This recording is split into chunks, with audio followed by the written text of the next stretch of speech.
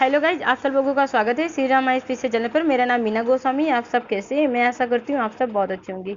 आप सबको राधे राधे, जय श्री कृष्ण। जैसे गाइज आप सब लोग हिंदी की प्रैक्टिस सेट कर रहे हैं गाइज, तो आप लोग अच्छी तरीके से अपनी हिंदी में लगे रहिए, क्योंकि ये एग्जाम 19 जून को कंडक्ट होने वाला है लेखपाल का।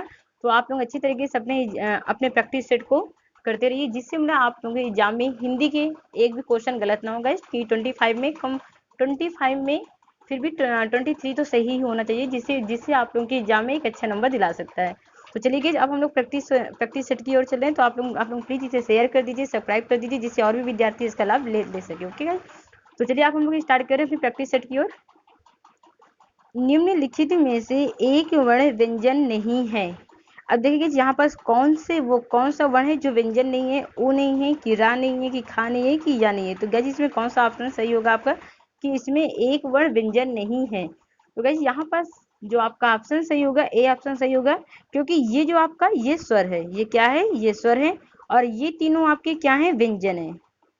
ये क्या है गाइस? व्यंजन है। ठीक है, तो यहाँ पर जो आपका ऑप्शन है, यहाँ पर ए ऑप्शन होगा कि ऊ व्यंजन नहीं है, ये क्या है? आपका स्वर है। तो चलिए गाइस अब हम लोग आ रहे हैं दूसरे क्वेश्चन पर। धातु के अंत में जोड़े जाने वाले प्रत्यय तो कौन से प्रत्यय कहलाते हैं? जो धातु के अंत में जोड़े जाते हैं। तो गाइस मैंने जो प्रत्यय पढ़ाया था आपको, कृत प्रत्यय, तद्धित प्रत्यय पढ़ाया था। तो मैंने ये मतलब प्रत्यय में बताया था कि यहाँ पर जो दिया हुआ है कि धातु के अंत में जोड़े जाने वाले प्रत्यय कौन से हैं। तो यहाँ पर जो आपका ऑप्शन सही होगा गाइस, यहाँ पर बी ऑप्शन आपका सही होगा, कृत प्रत्यय है गाइस। ठीक है, तो अब हम लोग आते हैं गाइस यहाँ पर तीसरे क्वेश्चन पर। इनमें से किस में निर उपसर्ग नहीं है? तो गाइस मैं आपको 2 सेकंड का समय दे रही हूँ कि निशेष है, निर्देश है, निर्बल है, निर्वाह है। तो इसमें गाइस कौन सा ऑप्शन होगा जो निर उपसर्ग नहीं है, जिसमें मतलब निर का उपसर्ग नहीं लगा हुआ है गाइस? तो आप लोग जल्दी से बताइए हमारे कमेंट बॉक्स पे। तो देखिए यहाँ पर जो दिया हुआ है, देखिए यहाँ पर आपका दिया हुआ है, अगर शायद हम इसको भी देख के करते हैं निर। ठीक है, ये आपका आधा व्यंजन है, ये जब ऊपर जाता है तो ऐसा निर्देश बन जाता है। ठीक है, इसी तरह गाइस ये भी आपका निर का है, ये भी आपका निशेष नहीं है यहाँ पर। ठीक है, तो यहाँ पर निर का उपसर्ग नहीं लगा हुआ है। ठीक है गाइस, तो यहाँ पर जो आपका ऑप्शन होगा, ए ऑप्शन आपका होगा। अब गाइस हम लोग आते हैं चौथे क्वेश्चन पर। निम्नलिखित में से ऊष्म व्यंजन कौन से हैं? अब देखिए गाइस यहाँ पर ऊष्म व्यंजन कौन से हैं आपके? यहाँ पर या रा ला वा, या सा हा, या स्रा छ त्रा ज्ञा। तो यहाँ पर कौन से आपके व्यंजन होंगे कि यहाँ पर ऊष्म व्यंजन कौन से गाइस? तो आप लोगों के दिमाग में आना चाहिए कि ऊष्म व्यंजन जो होते हैं वो कौन से होते हैं। देखिए ऊष्म व्यंजन जो होते हैं, जब हम लोग व्यंजनों का उच्चारण करते हैं, तो इसमें जब व्यंजनों का उच्चारण करते हैं तो ये रगड़ कर से या तो घर्षण से इसमें ऊष्म मतलब कि उत्पन्न ऊष्म स्वर होते हैं। ठीक है, तो यहाँ पर जो ऊष्म होती है, ये यहाँ पर ये जब हम लोग बोलते हैं इसको सा हा, तो यहाँ पर ये घर्षण होता है। ठीक है, ऊष्म पैदा करता है। तो यहाँ पर जो आपका ऑप्शन होगा, ये आपका ऊष्म व्यंजन जो होगा आपका बी वाला ऑप्शन आपका सही होगा। जी आपका अंतस्थ व्यंजन है। ठीक है, ये आपका अंतस्थ व्यंजन है, ये आपका संयुक्त व्यंजन है। ये गाइस आपका कौन सा व्यंजन है? संयुक्त व्यंजन है, संयुक्त व्यंजन है। और ये जो आपका है गाइस, ये आपका स्पर्श व्यंजन के अंतर्गत आता है। ठीक है, अब स्पर्श व्यंजन कौन से होते हैं आपके? का से मा तक, ये जितने भी व्यंजन होते हैं इसके बीच में जितने व्यंजन आते हैं, ये आपके स्पर्श व्यंजन होते हैं। कौन से व्यंजन होते हैं गाइस? स्पर्श व्यंजन होते हैं। ठीक है गाइस, तो आप लोग याद रखिएगा। आप अंतस्थ व्यंजन कौन से होते हैं? या रा ला वा होते हैं। ऊष्म व्यंजन आपको पता ही चल चुका है। और आपका संयुक्त व्यंजन कौन से होते हैं? जो मतलब दो व्यंजनों से मिलकर बनते हैं, एक नए व्यंजन का निर्माण कर देते हैं, तो भी आपका संयुक्त व्यंजन होता है। और यहाँ पर जो आपका चा छा जा झा, तो ये सब किसके अंतर्गत आते हैं? स्पर्श व्यंजन के अंतर्गत आते हैं गाइस। अब हम लोग आते हैं यहाँ पर पांचवें क्वेश्चन पर। निष्कपट का संधि विच्छेद है। तो गाइस यहाँ पर जो आपका निष्कपट दिया हुआ है, तो यहाँ पर इसका संधि विच्छेद क्या होगा? अब देखिए गाइस मैंने आपको बताया था कि यहाँ पर जो निष्कपट की बात की गई, तो यहाँ पर देखिए विसर्ग का मूर्धा सा से हो जाना। तो गाइस मैंने आपको ये चीज बताया था कि अगर शायद जो भी मेरे विद्यार्थी अगर शायद क्लास किए होंगे संधि को, तो उनको पता होगा कि मैंने आपको बताया था कि जब ई या उ ये विसर्ग का मेल किसके साथ होता है? का के साथ हो, या खा के साथ होता है, या टा के साथ हो, या ठा के साथ हो, या पा के साथ हो। जब ये आपस में मेल करते हैं तो विसर्ग किसमें लोप हो जाता है, किसमें किसमें आ जाता है विसर्ग, किसमें परिवर्तित हो जाता है, सा में हो जाता है गाइस, किसमें। और ये जो आपका होता है ये आपका ज्यों का त्यों उतर जाता है, और ये भी गाइस ज्यों का त्यों उतर जाता है। ठीक है, जैसे यहाँ पर दिया हुआ है नी, देखो यहाँ पर गाइस दिया हुआ है नी, यहाँ पर नी धन कपट, नी धन कपट, ठीक है, नी धन कपट होगा। तो यहाँ पर से ये समझ में आ गया। देखिए यहाँ पर ई दिया हुआ है आपका, विसर्ग क्या दिया, वो यहाँ पर स्वर क्या दिया हुआ है, ठीक है, तो ना कि यहाँ पर या दिया हुआ है। और जब ये विसर्ग में क्या होता है, ये जो आपका विसर्ग दिया इसमें ये जो परिवर्तन होता है किसमें होता है, सा में हो जाता है। बचा हुआ टुकड़ा हम ज्यों का त्यों लिख देते हैं। ठीक है, तो यहाँ पर क्या बन गया, ये आधा हो जाता है। ठीक है, तो ये क्या क्या बन गया, निष्कपट, फिर जाके क्या बन जाता है, निष्कपट। तो यहाँ पर जो आपका ऑप्शन होगा सी ऑप्शन आपका सही होगा गाइस, नहीं कपट। ठीक है, अब देखिए हम लोग गाइस आते हैं छठे क्वेश्चन पर। उल्लास में कौन सी संधि है, देखिए उल्लास में गाइस कौन सी संधि है, यहाँ पर जो दिया हुआ है उल्लास में कौन सी संधि है। तो गाइस यहाँ पास मुझे बताइए कि इसमें कौन सी संधि है, स्वर संधि है, या व्यंजन संधि है, या विसर्ग संधि है, या इनमें से कोई नहीं। उल्लास, तो गाइस अगर आपको याद हो मैंने आपको बताया था इसमें कि देखिए उत धन लास, मैंने आपको बताया था कि जब ता का मेल ला के साथ होता है गाइस, जब ता का मेल ला के साथ होता है तो ये ला क्या होता है, ये ता में क्या होता है, ला में परिवर्तित हो जाता है। ला में किसमें गाइस परिवर्तित हो जाता है, ला में। अब बचा हुआ टुकड़ा ज्यों का त्यों लिख देते हैं। ठीक है, तो यहाँ पर क्या दिया हुआ है कि उत धन लास दिया होगा। जब ये आपस में मेल करते हैं तो परिवर्तन ये ता का क्या बन जाता है, ला बन जाता है। ठीक है, जब ये ला बन जाता है तो क्या बन जाता है, ये ला इसको पूरा करेगा, ये आधा ला है ये जाके अपने कंधे में ले लेगा, तो क्या बन जाएगा, उल्लास। क्या बन जाएगा गाइज, उल्लास बन जाएगा। ठीक है, तो यहाँ पास ये कौन सी संधि हुई आपकी, तुम तो गाइज आप लोग याद करिए कि मैंने ता से संबंधित नियम पढ़ाया था। एक ता और चा छा से मेल होना, और एक ता जा झा से मेल होना। तो ये सब किसमें, ये सब कौन से नियम में आप पढ़े थे, या आप पढ़े थे व्यंजन संधि में पढ़े थे गाइज। तो यहाँ पास ये कौन सी संधि होगी आपकी, व्यंजन संधि होगी। ठीक है, हम लोग आते हैं सातवें क्वेश्चन पर। जिस शब्द में किसी एक व्यक्ति या वस्तु का बोध हो उसे कहा जाता है, तो उसे गाइस कौन सी, उसे मतलब